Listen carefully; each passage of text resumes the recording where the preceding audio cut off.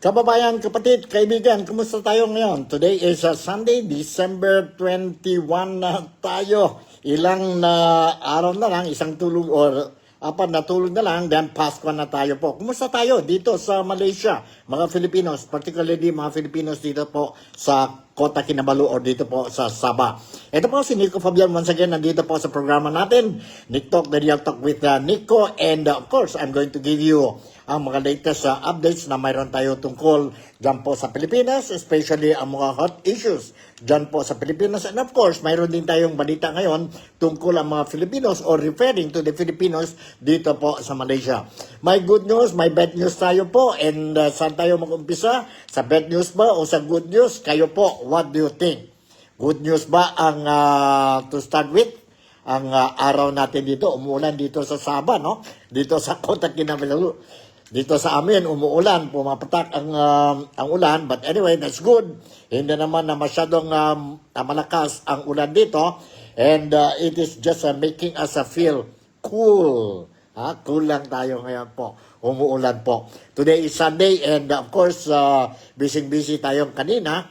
Not only sabihin natin na we did our Sunday obligation as a responsible, sabihin natin, Roman Catholic believer. But of course, I also took time to chika-chika po sa mga kababayan natin dito po sa Kota Kinabalu. Especially those who attended ang English Mass dyan po sa Sacred Heart Cathedral namin dito po sa Kota Kinabalu. So magandang araw natin and ito na po, no? Start na tayo. Good news ba tayo ang gusto natin? To start ang programa natin. Medyo maganda yata ang feelings natin ngayon. So we will start with good news. And as what I was saying, ang malapit na ang Pasko is a matter of 4 more days, no? Because today is 21 na, and 21, 22, 23, 24, Bisperas na po, or Eve of Christmas, and on 25th, that will fall on Thursday, we are going to celebrate ang 2025 Christmas celebration po, no? Not only ang Malaysia, not only ang Philippines, but throughout the world will be celebrating Christmas 2025. And masaya tayo po, no? Despite itong country that I'm going to mention now being ang official religion nila po is Islam, no? But nakita natin po medyo in high spirit ang mga tao sa itong bayan na ito, itong country na ito po, ang neighboring country natin dito sa Southeast Asia, no? I'm referring to ang Indonesia. Diyan po sa Jakarta, no? Maganda po, may time pa tayo if we want to spend Christmas sa Jakarta despite being a Muslim country, no? You will also feel ang Christmas spirit dyan po sa Jakarta, dyan po sa Indonesia. Ang mga kapatid natin po, kasi na naman lahat ang mga Indonesians are Muslims or embracing the Islam faith, mayroon din sila po yon na mga Kristiyano dyan po. Because it is also a multi-religious a country po ang Indonesia. Now, how do they celebrate? How do they bring ang Christmas spirit sa mga bibientes, ang mga tao dyan po sa Indonesia po? Ito, I'm going to share with you isang a video clip na you will feel po, no? And you will really feel na meron talaga a Christmas spirit dyan po sa Jakarta. Let's watch and listen to this video clip po, and very strong ang Christmas spirit nila po. Nandito ang video clip.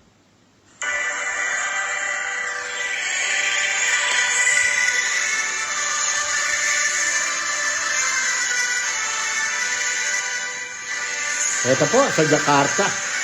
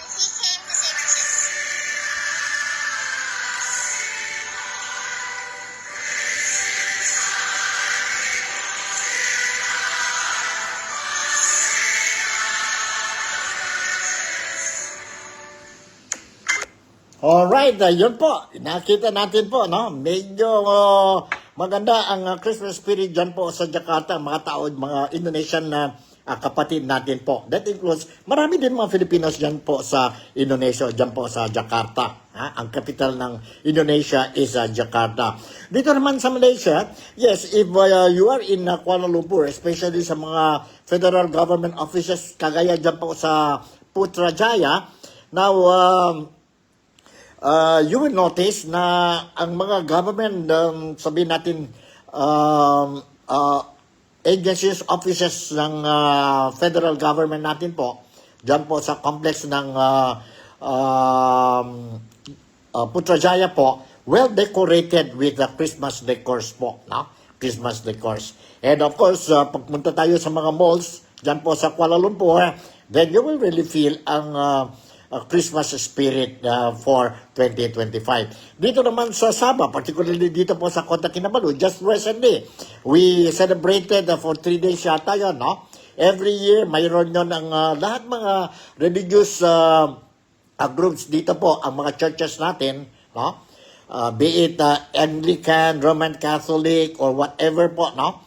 They join together and organize a big function for the public, and it was held dito po sa Merdeka Park, dito po sa the heart of Kota Kinabalu.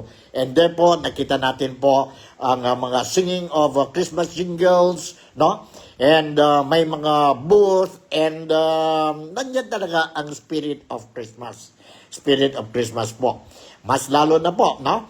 By next week, by Thursday, you will really feel Christmas dito po sa Sabah o dito sa Malaysia o sa Kota Kinabalu na lang po. Let's say, kasi nandito tayo sa Kota Kinabalu. So that's how we celebrate Christmas. Although, medyo may mga problema tayo sa natin po, sa buhay natin. But pagdating ng Pasko, pagdating Christmas, then this is the time for merrymaking, and this is the time that we also try to live up the life ng mga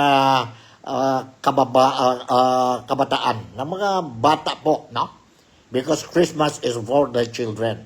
Makita natin mga exchange gift, left and right na po, nakita natin po ang mga Christmas parties in different government agencies, not only in Sabah but also in other states dito po sa Malaysia. And of course, I know what is happening in the Philippines despite that we are facing a lot of problems, but tuloy-tuloy pa rin po ang mga Christmas parties, reunions, no? Homecoming on during the month of December. So, ganito po. Maskin paano, mahal ang mga bilihin dyan po sa Pilipinas, maskin, sabi nila, 500 pesos ang pwede na para sa Noche Buena po, no? But ang mga Filipinos po, they don't believe, maskin paano, mahirap ang buhay nila po, we are trying to, we will make this Christmas very, very meaningful and a problem-free celebration po.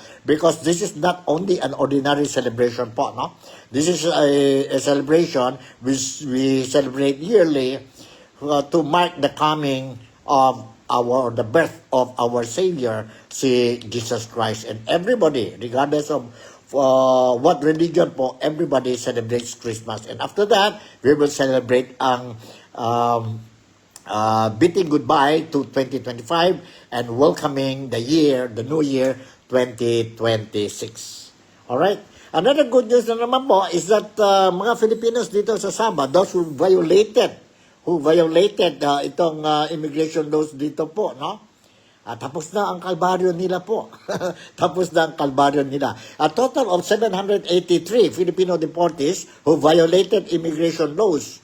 Various immigration laws dito po sa Sabah, dito sa Kota Kinabalu po, no? Tapos na ang kalbaryo nila dahil they were deported December 19, no?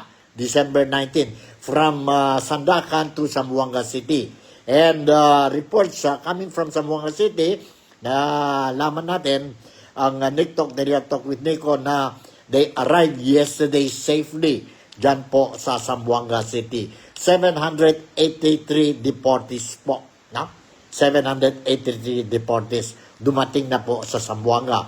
Overnight sea journey yan po, no? And only those who are fit to travel, no? The Malaysian government or the Sabah government will allow them to return or to be deported, no? And of course, before boarding the MV Antonia 1 na vessel, no? They were properly screened to make sure that only Filipinos, only Filipinos will be deported. Yon po. Ang problema lang natin po is that wala tayong regular deportation po dahil wala tayong regular vessel plying the route from Zamboanga to Sabah po. In fact, ngayon medyo maganda na ang schedule. Naabot na tayo mga every 2 weeks, no? Dapat yun every week. But may problema ang operator ng Allison, and the Sabah government is only giving them itong special pass to come in and get ang mga deportees, Filipino deportees. So I will share with you itong video clip po, no? To show is to see is to believe. Dumating na po ang mga 783 Filipinos po. Mixed na yan po. May mga senior citizens, mga matanda, middle age, mga bata, lalaki at probuan or babae, no? Babae. So, nandito po ang video clip that I want to share with you to prove na dumating na sila. Ito na po. At yun lamang po ang update mula rito. Assalamualaikum, magandang hapon kabang sa Moro. Sinalubong ng MSSD BARM ang 783 returning Filipinos from Sabah na dumating ngayong araw dito sa Zamboanga City. Agarang pinasilita ng MSSD BARM ang ligtas at maayos na pagbaba ng ating mga kababayan mula sa MV Antonia 1 habang binibigyang prioridad ang kaligtasan at kapakanan ng mga kababaihan at kabataan. Pagkababa ng ating mga kababayan, sila ay sasailalim sa profiling at documentation ng Bureau of Immigration at pagkatapos ay tuluyang ihahatid sa Processing Center for Displaced Person sa Barangay Talon-Talon na magsisilbing kanilang pansamantalang tirahan. Siniguro rin ng MSSD BARM katuwang ang PCDP Region 9 na ang mga nangangailangan ng agarang medikal na atensyon ay mabibigyan ng kaukulang tulong.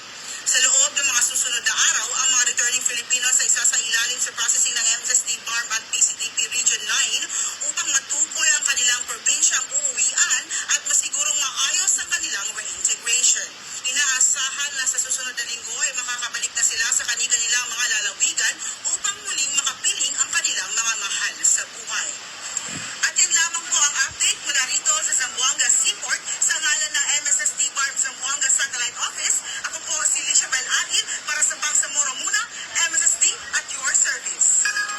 Okay, yeah, thank you very much, Madam Lisa. And yun po, masaya tayo na narinig na they arrive safely itong 783 deportees, Filipino deportees po. And that's a good news, no? Tapos na ang kalbaryo nila, no? Sa loob ng kulungan, sa jail po, temporary detention center. And you cannot blame the Malaysian government dahil no country, no, will allow undocumented foreigners sa lugar nila po for many reasons. One is for security po, no? For security. So, again, I would like to remind na itong mga kababayan ko po dyan po sa Pilipinas, especially dyan po sa Mindanao, na please do not fall victims to the illegal recruiters po. Hindi, totoo po that you come here even na wala kayong dokumento, then you will easily land a job dito po, no?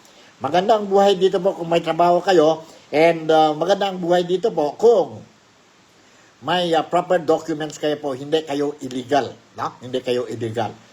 But if you are illegal, then yun na po ang problema. Malaking risk yun po. It's a big risk that you will be facing po. Lahat ang mga dreams niyo po in coming year, no, or working abroad po, will not materialize dahil po wala kayong dokumento. Maski saan kayo pupunta, ibang nasyon, hindi pwede walang dokumento po. Hindi pwede walang passport. Hindi pwede walang work permit po. So, you're being cheated lang po. Don't fall victims itong mga illegal recruiters. Irresponsible. Magnanakaw. I will call them magnanakaw. No? Ito mga illegal recruiters po. So, ingat lang tayo lahat. Okay, punta na naman tayo ngayon sa bad news. Malungkot po when I heard that ang Antipolo congressman ng District 2 po, si Congressman Romeo Acop, passed away yesterday po. Namatay na po si Congressman Romeo Acop. Si Congressman Romeo Acop po, during the 19th Congress po, madalas makita natin po sa mga hearing nila po, and very talaga siya po, very vocal po, very vocal. And we were made to understand last night, slightly over at 10 o'clock po, he was found lifeless by his own daughter yata yon po, daughter. Accordingly po, namatay siya po because of heart attack, po. So, we mourn ang passing of representative of Congressman Romeo Acop. He did a good job po as a congressman at the age of 78. 78 na pala si the late Romeo Acop po, from Antipolo District 2. District 2 congressman po. And anong mga latest developments, kung mayroon man tayo po regarding ang death ni Congressman Romeo Acop, I will make sure po na kung mayroon akong updates, then I will inform, especially dito sa programa natin po para sa mga followers, mga supporters din po ni Congressman Romeo Acop. So yun po ang latest developments tungkol sa death of Congressman Romeo Acop. So this time around, let's go sa iba pa bang very hot issues po dyan po sa Pilipinas. Ang death ni former Undersecretary Maria Catalina or Kathy Cabral po. Tuloy-tuloy pa rin ang investigasyon. Tapos na po ang autopsy. Earlier, I showed sa programa ko po na ang husband at saka pamilya ni Kathy, the late Kathy po, refuses to allow ang misis niya po na to be undergo autopsy. But finally po, because this is a police procedure, na he consented para mag-undergo si Kathy, Madam Kathy po, for autopsy and DNA test. DNA test po. So, nandito po, I'll share with you ang report, ang report na coming from very respectable, sabihin natin, broadcaster, media man natin dyan po sa Pilipinas, si Pinky Webb. Si Pinky Webb po. Let's watch and listen to her report, si Pinky Webb po. Nabang sa kanyang pagpalak. May pagdududa ang ilang mambabatas sa pagkamatay ni former DPWH Undersecretary Catalina Cabral. Marami raw kasing makikinabang sa kanyang pagpanaw. Narito ang agenda report ni Hannah T. Ang peking pagkamatay pwedeng magamit para makatakas mula sa criminal liability. Ayon yan kay Senator Kiko Pangilinan. Anya, ayaw niya maging insensitive, pero dahil bilyones ang pinag-uusapan sa flood control scandal, ipinapanawagan niya ang pag-iimbestiga sa bangkay ni dating DPWH Undersecretary Maria Catalina Cabral. Nangyari na raw kasi ang fake death dati para makatakas mula sa corruption allegations. Halimbawa ang kay Mary Ann Maslow, ang textbook scammer na kinonvict ng Sandigan Bayan matapos pikiin ang kanyang pagkamatay. 1998 lumitaw ang scam tungkol sa humigit kumulang 20 million peso textbook contract. At 2019 ang ipalitan ang kanyang kampo sa Sandigan Bayan na namatay si Maslow. Pero sumulpot siya noong 2024 sa pangalang Jessica Ceci Francisco. Sa paghahalukay ng Billionaire News Channel, natuklasan namin matagal ng di umano'y dumping ground ng mga bangkay ang sitio sa Tuba Town sa Benguet. Sa Tuba rin natagpuan ang katawan ni Cabral. May isang 2019 report na nagsabing may 5 katawan na noon ang natagpuan sa ilalim ng highway sa Tuba at na-decompose na ang mga ito.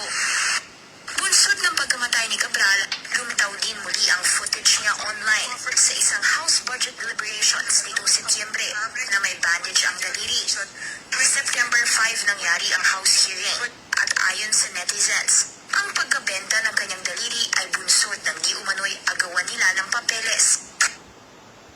Alright, yun po, narinig natin na si Pinky Wet po regarding ang latest developments po. Bakit kailangan ang DNA?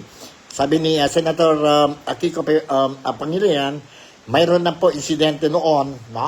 Noon wherein may the fake death po, no? Nangyari talaga yun po, no?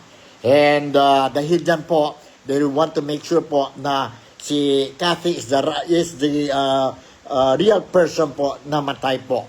And hindi, it won't be a death, fake death po, no? So, dito po nangyari sa, wala pa tayong, I did not see any result coming from the DNA test, no? DNA test. Pero sa autopsy po, mayroon na po, no? But mayroon mga big question mark po sa report ni DILG Secretary Jovic Remulla, wherein sabi niya, tapos na po, within less than 48 hours, tapos na po ang autopsy. Sa ibang nation po, no? High-tech pa sila po, it will really take time to do the autopsy test, no? To really find kung ano talaga ang dahilan bakit namatay itong tao. As what I said, no? May mga mga versions po nakita tayo sa social media. Ito na po. One is it nadulas siya po, aksidente yan po, nahulog siya from dyan po sa Cannon Highway. Nahulog siya dyan po 20 to 35 meters high. Nahulog siya po. Is it an accident? Is it a suicide? Or is it a murder? Mayroon po nagtulak sa kanya. So, yun po, no? And meron pa haka-haka po, no? Baka may involvement sa pera din yun po. Kasi, nakita natin sa mga report po, itong ang disease, no? Marami siyang pera. No? Marami siyang pera po. So, posible ba dahil sa pera, something happened to her? Or what? We don't know. Haka-haka lang ito lahat po. No? I'm not insinuating anything. But this is what I saw sa social media. They are questioning or wants to know. Kaya nga they're calling ang authorities concerned to do a very deep investigation or probe sa death ni Maria Catalina Cabral because ang dami niya alam tungkol sa itong flood control anomalous deals dyan po sa Pilipinas, which involve trillions of pesos coming from the taxpayers. From the taxpayers. Pera natin yun po. Pera natin yun po. Right? So, let me share with you ang video clip. Ang video clip. Video clip ito po ni DILG Jovic Remulla. Jovic Remulla po, no? Itong report po. May report tungkol sa wala daw foul play. Walang foul play po. So let's watch and listen to this. Sana 'yon, ha? Report muna tayo po tungkol sa autopsy. Walang foul play. Purely accident. Let's watch and listen to this. Undersecretary, natukoy na sa autopsy ang sanhi ng pagkamatay ni dating DPWH Undersecretary Catalina Cabral. Ari, anong resulta ng autopsy? Just lumabas ng araw ang autopsy report sa labi ni dating DPWH USEX Maria Catalina Cabral. Ayon sa Cordillera Police Public Information Office, blunt traumatic injury mula sa pagkakahulog ang sanhi ng pagkamatay ni Cabral. Matatandaan natin nung una ay ayaw ng Mr. ni Cabral na ipagpa-autopsy ang bangkay pero nakumbinsi rin siya ng Benguet Police at Soco. Kaninang madaling araw nang isagawa ang autopsy at nasaksayan nito mismo ng asawa ng dating USEC. Ayon naman sa Tranquil Funeral na kumuha sa bangkay ni Cabral, Wala raw damage ang mukha nito, bagamat may mga bali sa katawan. Agad daw nilang nakilala ito dahil sa driver at sa larawan sa social media. Nakasuot daw ng pantalon, pink na blouse at naka-flip-flop sneakers daw si Cabral. Wala rin daw itong cellphone o gamit sa katawan ng ihawon nila mula sa bangin. Kinuha na ng specimen ng PNP ang bangkay ni Cabral para sana sa DNA analysis pero hindi na ito ipinatest pa. Samantala, viral ngayon ang selfie na ito ng driver ni Cabral sa Cannon Road. Nakaupo sa concrete barrier si Cabral sa likod ng driver na itinuturing ng person of interest sa kaso. Kaugnay naman ng patuloy na investigasyon, nananawagan ng NBI sa mga motoristang dumaan sa Cannon Road noong December 18 sa pagitan ng alas 9 ng umaga hanggang alas 7 ng gabi na kung may dashcam footage daw sila ay ipadala ito sa email ng NBI at makipag-ugnayan para makatulong sa investigasyon. Pagtitiyak ng NBI, ituturing nilang confidential lahat ng makukuhang informasyon. Ang hotel naman na sinasabing tinuluyan ni Cabral at driver ito, tumanggi na magbigay ng impormasyon alinsunod sa Privacy Act. Nakikipagtulungan naman daw sila sa sinasagawang investigasyon. Jess, sa ngayon, nag-ain naman ang search warrant sa Ion Hotel ang PNP para makakuha ng CCTV footage at muling masuri ang kwarto ni Cabral sa hotel. Nakausap din natin kanina si PNP Public Information Office Chief Police Brigadier General Brando Tuanyo at ang sabi niya sa atin ay hindi pa raw nila natatanggap maging ang Cordillera Police Office ang naturang autopsy report mula sa forensic group. Alright, yun po ang report tungkol sa autopsy.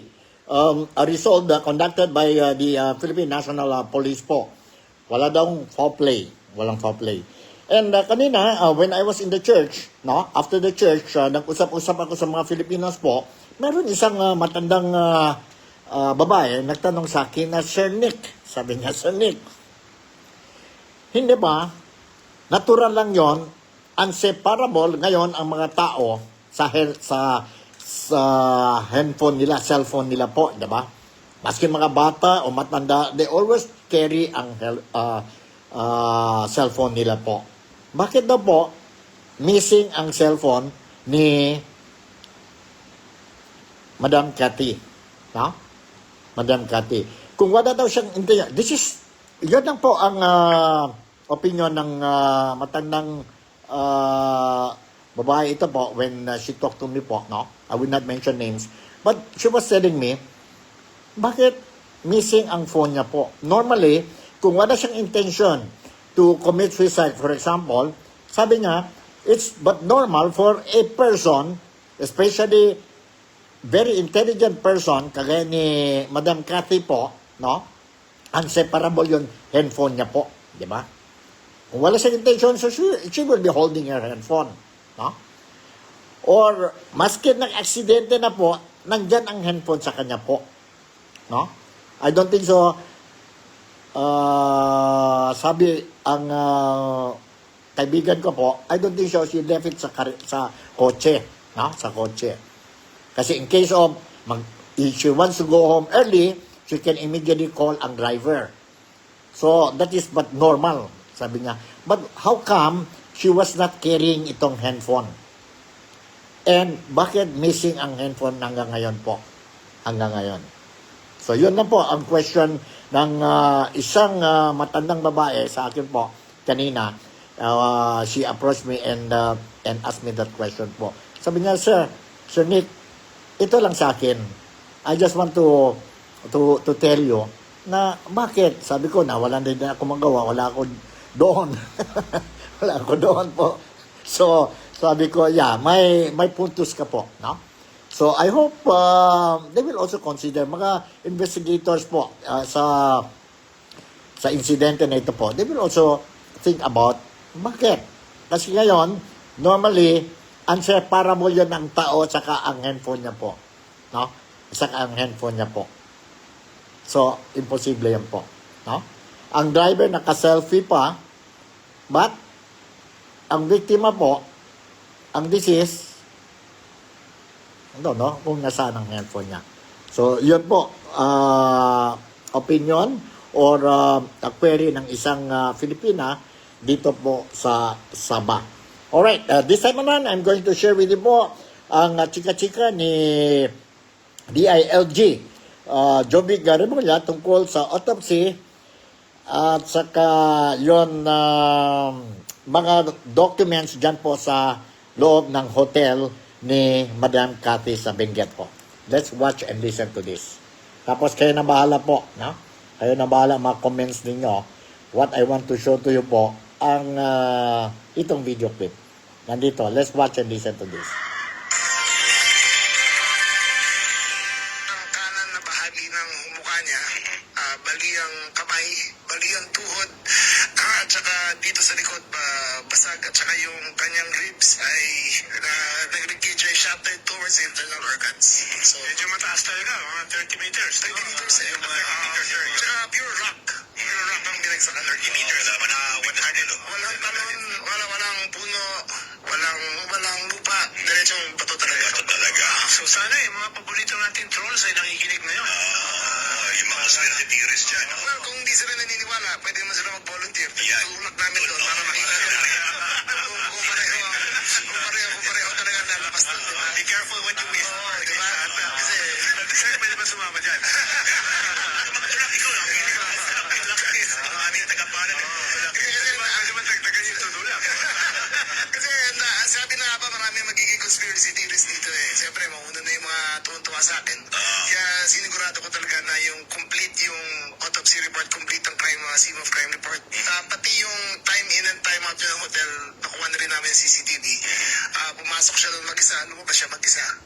Sir, wala akong sinasabi ha. Mag-isa. Wala ka kasamang best friend doon? Wala. Kahit yung parking, wala. Mag-isa po siya. Secure, sir, yung hotel. Kasi, tape siya ngayon. It's considered a crime scene. May nakitang dalawang bag na puro papeles, pero hindi pa pwede pasukin. So, siguro ma'am, ngayong hapon makukuha na namin yung warrant. Pwede namin makuha yung nasa. Para talagang preserve yung Alright, yan po, narinig natin ng statement na made by DILG Secretary si Jovic Remulla. No?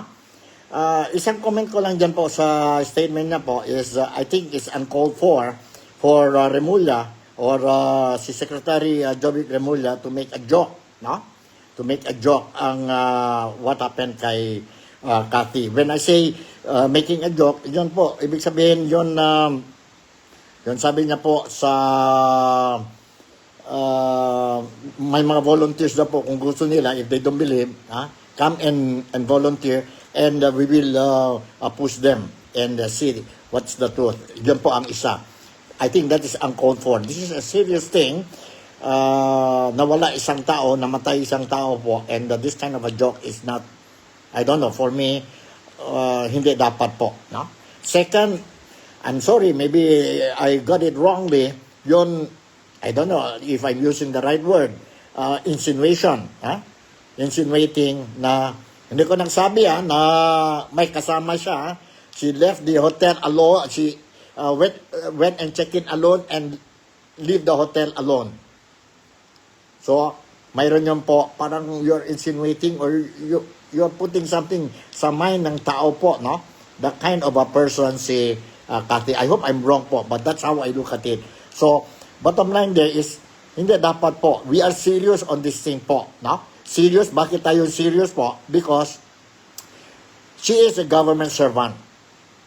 40 years siya po nandiyan po sa gobyerno. And involved siya po. She knows a lot of things sa flood control projects, anomalous deals po. No? And namatay, untimely death yun po. No? Untimely death yan. Kawawa naman ang mga immediate family po. And then here comes you people making a joke out of what happened.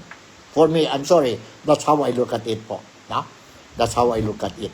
So, pasensya na, maybe, I hope I'm wrong, but that's my personal opinion po. No? Sana lang po, when it comes to seriousness, let's be serious. Let's not make a joke out of the unfortunate incident of a person po, especially when it comes to death. No? So, hanggang dito na lang siguro po ang programa natin. Kaya nang bahala po. I hope maski paano, I managed to share you with some, siguro, for me, it's important updates, no? Para sa mga Filipinos dito sa Malaysia po. So, maraming salamat for making me a part of your day-to-day. And let's look forward for a fruitful week, working week na naman po. And hindi naman the whole week po kasi may mga holidays na tayo, no, next week. Kasi Thursday ang Christmas. Of course, busy-busy ang mga tao po sa preparation. Ngayon, Monday, Tuesday, Wednesday po, no, sa celebration natin ng Pasko. So with this, again, I would like to say, maraming salamat. Ingat tayo po. And let's make the most para sa Pasko natin 2025 that will come on Thursday. With this, Malaysia, Sabah, the Philippines, God bless us all. Ingat tayo. Let's pray to God that we will level up po ang buhay ng mga Filipinos at saka ang bayan natin, ang Pilipinas. See you again in my next episode. I love you and you take care. Godspeed. Bye.